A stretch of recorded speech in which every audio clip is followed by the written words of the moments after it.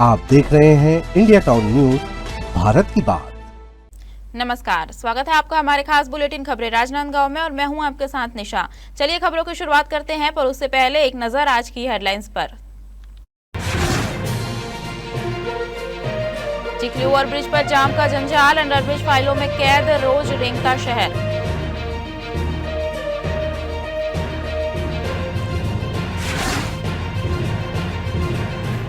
ईद मिलादुन नबी पर उमड़ा उत्साह, अमन भाईचारे का दिखा पैगाम, राजनांदगांव में ईद का जश्न।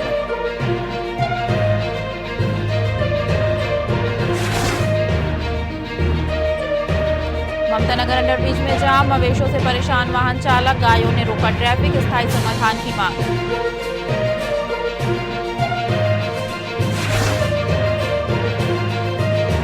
डेढ़ महीने से गौरवपथ मार्ग बंद, मरीजों को हो रही आवाजाही में दिक्कत, स्कूली छात्रों की भी बड़ी परेशानी, नगर निगम से सड़क खोलने की मांग।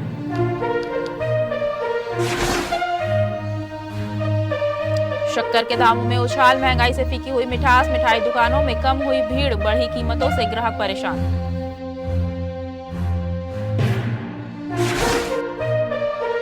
चिखली ओवरब्रिज पर इन दिनों सफर करना राहगीरों के लिए किसी परीक्षा से कम नहीं है। सुबह दफ्तर और स्कूल जाने का समय हो या शाम को घर लौटने का वक्त, ओवरब्रिज पर वाहन रफ्तार से ज्यादा इंतजार कराते नजर आते हैं। हालात ऐसे हैं कि कुछ मिनटों की दूरी तय करने में लोगों को लंबा समय लग रहा है। दोपहिया से लेकर कार, ऑटो और भारी वाहनों तक की कतारें लगने से ओवरब्रिज कई बार पूरी तरह दबाव में आ जाता है। जाम का असर आसपास की सड़कों पर भी दिखाई देने लगता है।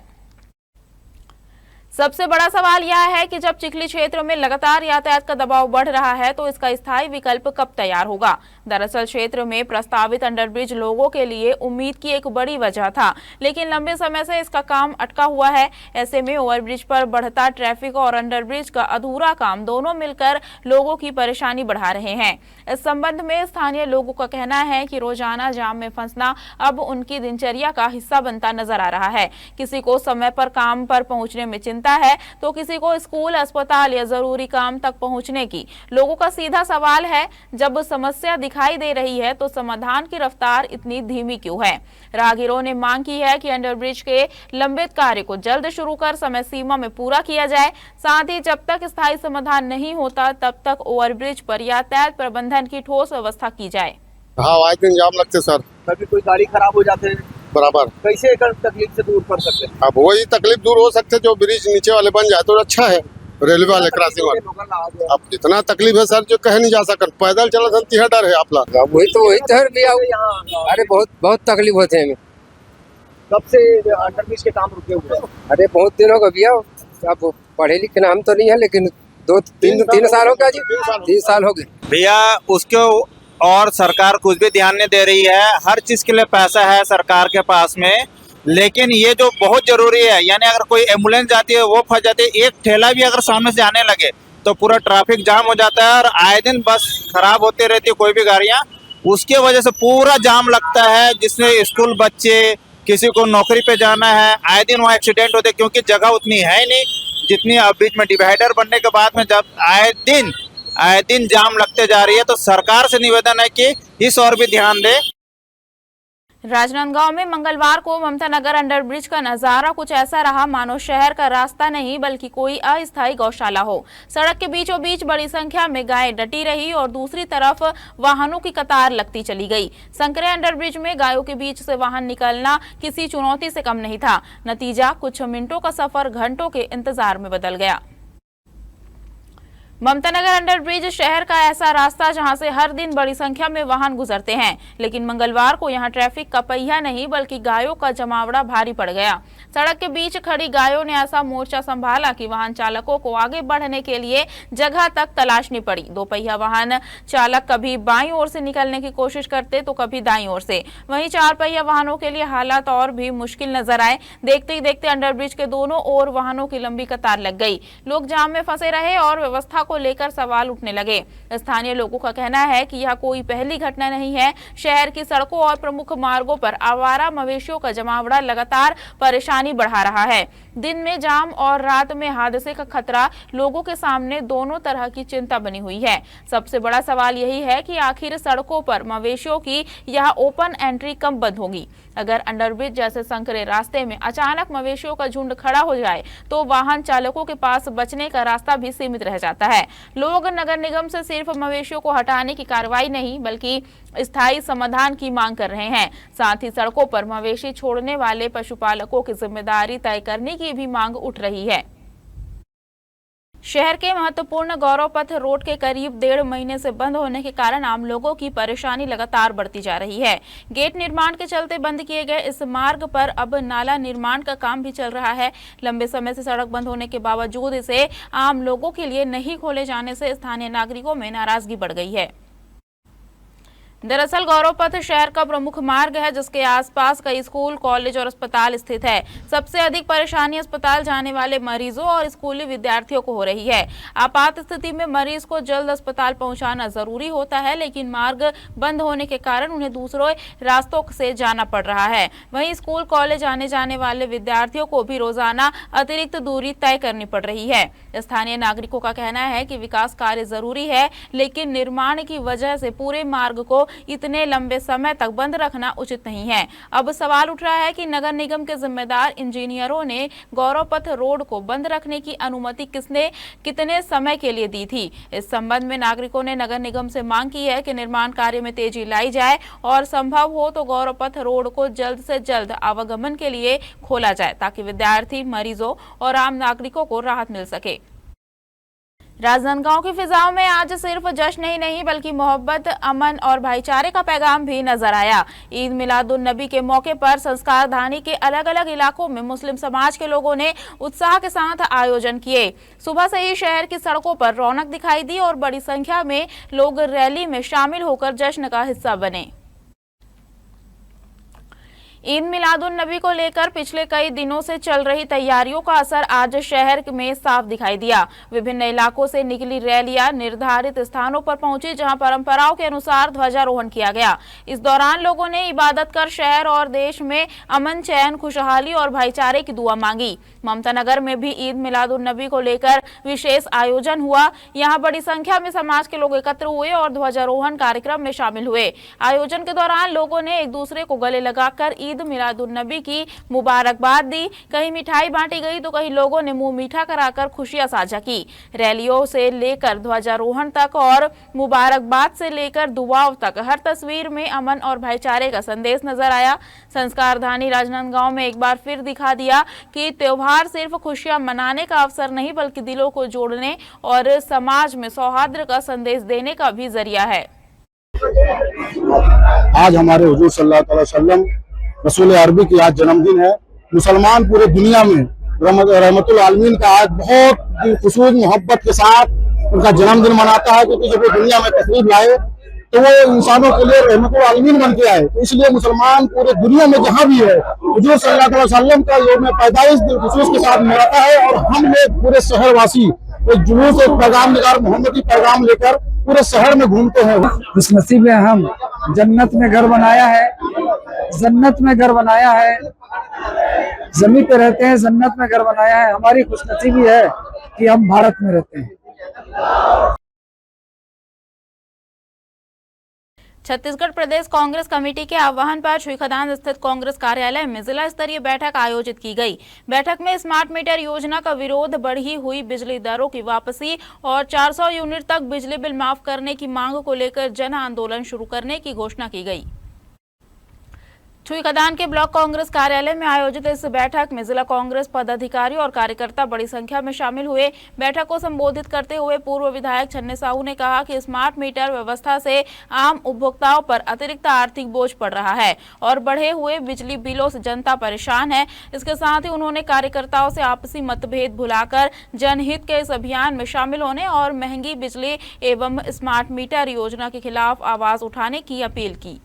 आज जिला कांग्रेस कमेटी खैरागढ़ छुईखदान के गंडई के नेतृत्व में आज छुईखदान के कांग्रेस कार्यालय में बैठक आयोजित की गई। जिला भर के सभी ब्लॉक अध्यक्षों, सभी मंडल अध्यक्षों को आमंत्रित किया गया था। आज की इस बैठक में हमारे प्रदेश कांग्रेस कमेटी द्वारा इस जिला के लिए नियुक्त किए गए प्रभारी श्रीमती छन्नी साहू जी, जो पूर्व विधायक हैं, वो हमारे बीच उपस्थित हैं, और हमारे सभी पीसीसी के डेलीगेट नीलंबर भाई और सभी साथी उपस्थित हैं यहाँ पर। आज प्रदेश कांग्रेस कमेटी के आदेशानुसार जो खैरागढ़ जिला प्रभार मुझे बनाया गया है और बढ़ते बिजली बिल और स्मार्ट मीटर के विरोध में आज का बैठक रखा गया है, जिसमें सभी कार्यकर्ता, हमारे जिला कांग्रेस कमेटी के अध्यक्ष और सभी पदाधिकारी यहाँ उपस्थित हैं और उपस्थिति होकर पब्लिक के बीच जाकर, जनता के बीच जाकर जो स्मार्ट मीटर का ज़्यादा बिल आ रहा है उनके विरोध में फॉर्म भरने की तैयारी की। वक्त हो चुका है छोटे से ब्रेक का। बने रहिए इंडिया टाउन न्यूज के साथ। क्या आप बाल झड़ने से परेशान हैं? अब अपनाइए प्रकृति की शक्ति, पाइए घने चमकदार बाल और खूबसूरत दमकती त्वचा। प्रकृति का वरदान Rukhsana shine herbal beauty combo kit, प्राकृतिक जड़ी बूटियों से तैयार। अब पाइए खूबसूरत चमकते बाल और त्वचा। हर्बल गुणों से भरपूर ये कॉम्बो आपके बालों और त्वचा की देखभाल में मदद करता है। अब उपलब्ध Amazon, फ्लिपकार्ट और नीचे दिए गए लिंक पर अभी ऑर्डर करें और हर्बल केयर का अनुभव लें।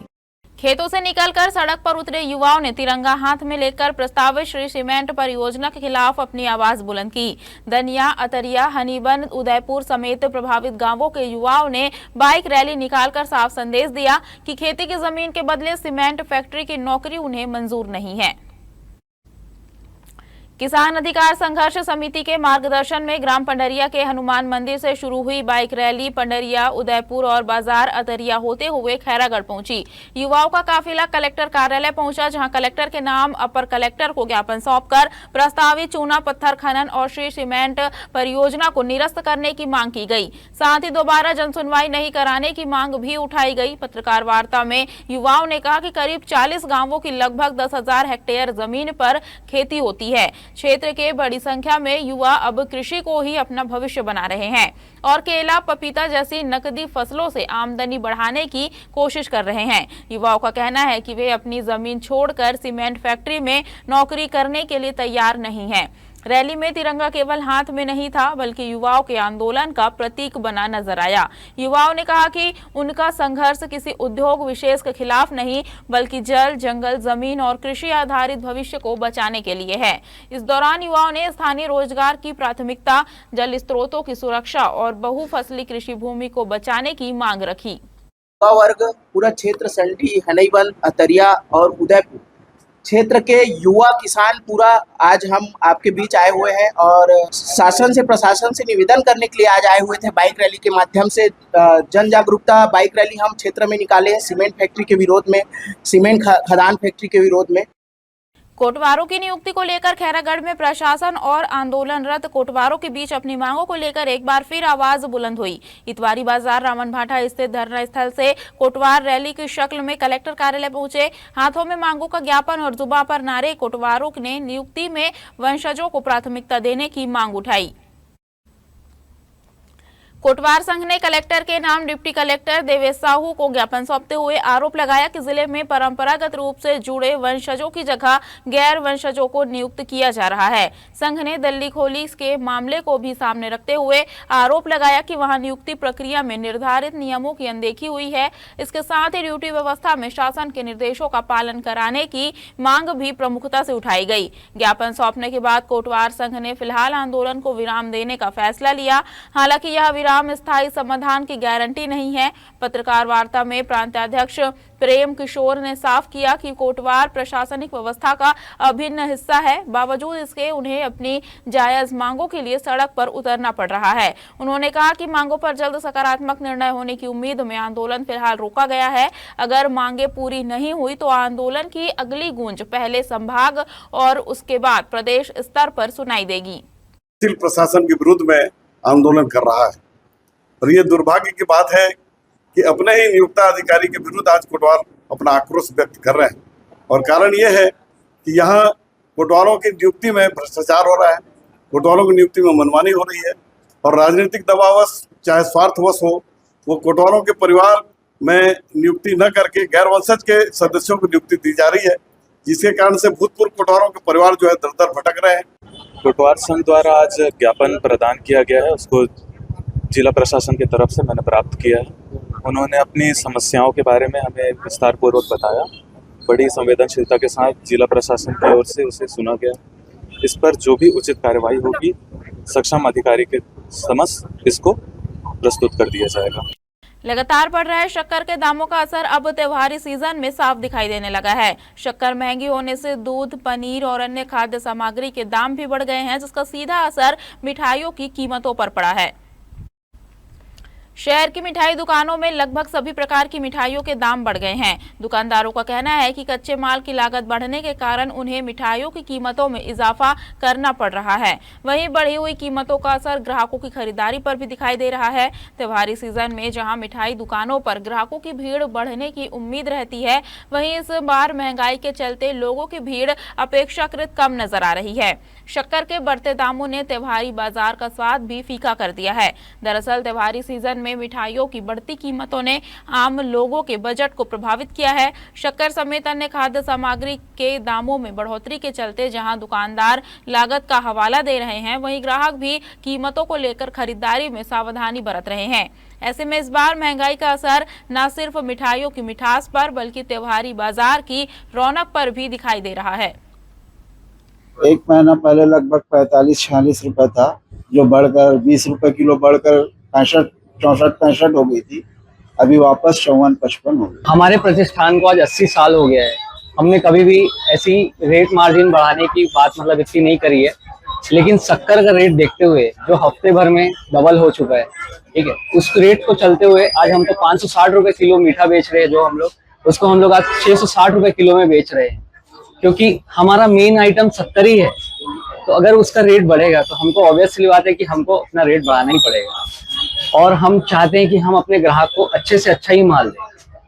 हम ऐसा नहीं सोचते कि अगर रेट बढ़ रहा है तो हम इधर मार्जिन खींच के जो भी है हम क्वालिटी अपनी बिगाड़ के ग्राहक को दें। मिठाइयाँ का रेट तो बढ़ाने का तो ज्यादा था, पर हमने बढ़ाया सिर्फ 20 रुपए किलो ही है। शक्कर भी लगभग 30 रुपए किलो के आसपास लगभग रेट बढ़ी 25 से 30 रुपए किलो, पर हमने उसका रेट सिर्फ 20 रुपए किलो बढ़ाया। दूध के रेट बढ़ गए। अभी पनीर का भी जो गवर्नमेंट जो कर रही है, अभी जो चेकिंग वगैरह कर रही है एनालॉग पनीर के चक्कर में, जितने भी हो रहा है उसके कारण भी दूध की बाजार में शॉर्टेज वगैरह, और उस चक्कर में दूध की मारामारी भी इतनी हो गई। दूध के रेट 2-2, 3-3 रुपए किलो बढ़ चुके हैं। जिला हॉकी संघ के चुनाव में गड़बड़ी के आरोपों को लेकर कलेक्टर जितेंद्र यादव ने जांच के आदेश दिए हैं। मामले की जांच के लिए 2 सदस्यीय कमेटी गठित की गई है। इसमें एडीएम सीएएल मार्कंडे और डिप्टी कलेक्टर अभिषेक तिवारी को शामिल किया गया है।